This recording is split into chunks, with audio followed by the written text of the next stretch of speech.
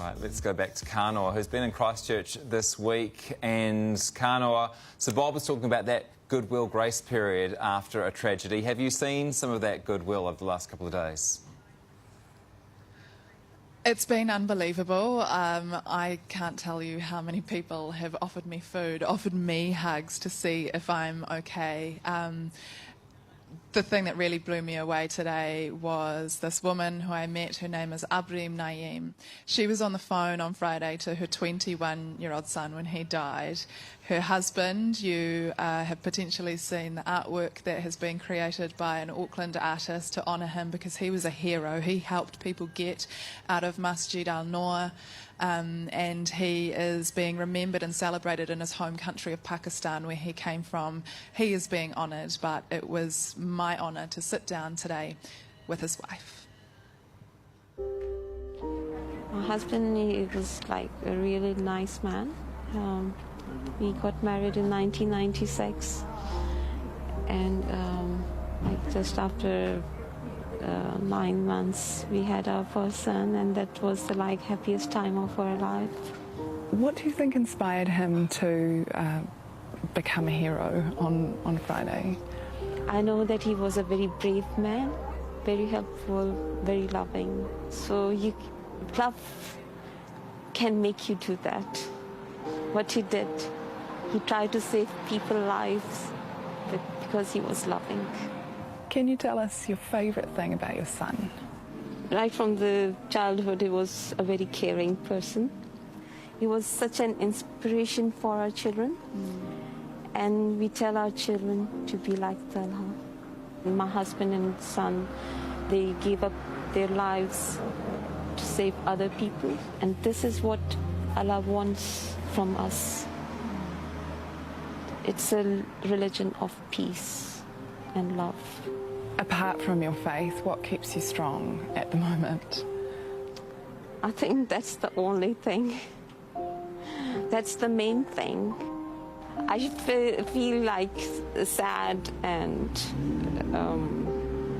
sad for that terrorist. Yeah, I feel pity for him. That he didn't have love in his heart. He had hate.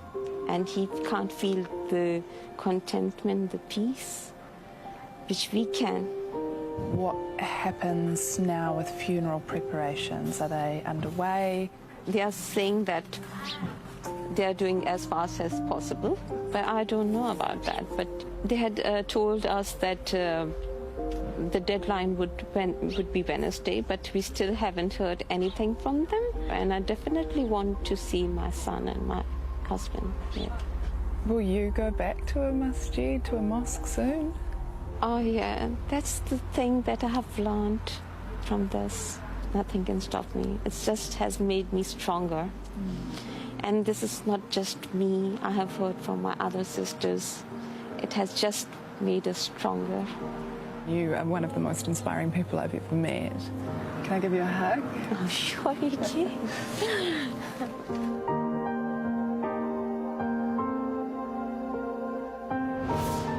Oh, what an amazing woman. As you say, there's strength there, but I also notice a calmness, almost a positivity. Is her faith part of that, part of her recovery? Did you get a sense of that? A huge part of it. She has so much peace in her heart because she really feels that her husband and her son died in an honourable way. They died as martyrs, and I think that's something that's hard for a lot of people to get their heads around, but yeah, she's a beautiful thing, and I think hearing stories like hers and learning about people like her husband and her son, that can teach us all something.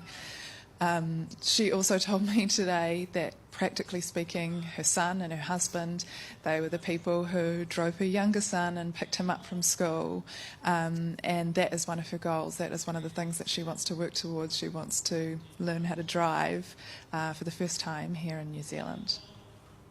You're so right, Kanoa. She is the very definition of a wahine toa. We will catch up with you again shortly.